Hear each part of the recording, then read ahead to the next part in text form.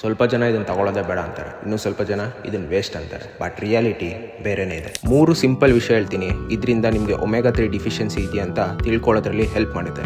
Last point ತುಂಬಾ important. First point, skin rough ಆಗಿರೋದು, lips crack ಆಗೋದು, ಅಥವಾ ನೀವು ವರ್ಕೌಟ್ ಮಾಡಿದ್ಮೇಲೆ ಜಾಯಿಂಟ್ ಸೋರ್ನೆಸ್ ಆಗ್ತಿದ್ಯಾ, ನಿಮ್ ಸೆಲ್ ಮೆಮರೈನ್ ಒಮೆಗಾ 3 ಬೇಕು ಅಂತ ಅಳ್ತಿರುತ್ತೆ. Second point, omega 3 direct impact ನಿಮ್ ಬ್ರೈನ್ ಮೇಲೆನೆ ಬೀಳೋದು. ಯಾವುದೇ ವಿಷಯದಲ್ಲಿ ಕನ್ಸಿಸ್ಟೆಂಟ್ ಆಗಿ ಇರಕ್ ಆಗ್ತಿಲ್ಲ, ಮೈಂಡ್ ವರ್ಕ್ ಆಗ್ತಿಲ್ಲ, ನಿಮ್ ತಲೆ ಮಂಕುತಿಮ್ಮನ್ ತರ ಆಡ್ತಿದೆ ಅಂದ್ರೆ ದಯವಿಟ್ಟು ಚೆಕ್ ಮಾಡ್ಕೊಳ್ಳಿ. And third most important point, direct ಆಗಿ ತಿಳ್ಕೊಳ್ಳೋದು. ಹೋಗಿ ಒಮೆಗಾ 3 ಡಿಫಿಷಿಯನ್ಸಿ ಇದೆಯಾ ಅಂತ ಟೆಸ್ಟ್ ಮಾಡಿಸಿ ತಿಳ್ಕೊಳ್ಳಿ. ಎಸ್ಪೆಷಲಿ ನಿಮ್ಗೆ ಏನಾದ್ರೂ ಕಾನ್ಸ್ಟೆಂಟ್ ಮಸಲ್ ಸೋರ್ನೆಸ್, ಸ್ಟಿಫ್ನೆಸ್ ಅಥವಾ ಸ್ಲೋ ರಿಕವರಿ ಇದ್ದಾಗ ಟೆಸ್ಟ್ ಮಾಡಿಸ್ಕೊಂಡು ತಿಳ್ಕೊಳ್ಳಿ. ಇಗ್ನೋರ್ ಮಾತ್ರ ಮಾಡಕ್ ಹೋಗ್ಬೇಡಿ. ಇದೆಲ್ಲ ಆದ್ಮೇಲೆ ಒಮೆಗಾ 3 ತಗೋಬೇಕು ಅಂತ ಡಿಸೈಡ್ ಆದ್ರೆ ಒಂದು ಹೈ ಕ್ವಾಲಿಟಿ ಒಮೆಗಾ 3 ತಗೊಳ್ಳೋದು ತುಂಬಾ ಇಂಪಾರ್ಟೆಂಟ್. ನನಗೆ ಕೇಳಿದ್ರೆ you fit omega 3 is best.